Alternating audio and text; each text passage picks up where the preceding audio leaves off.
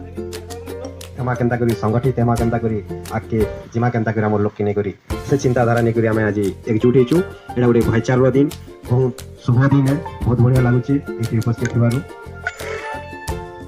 आज आम गहन रे बा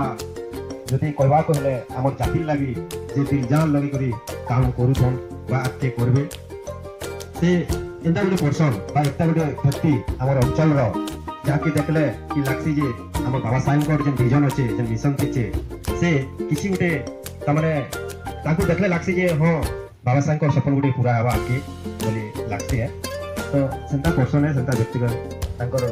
बहुत गोटे लॉस हेचे तो से लॉस जेंता कि हमें आउ आनि पारू आ कहबा नै चाहू जे एटा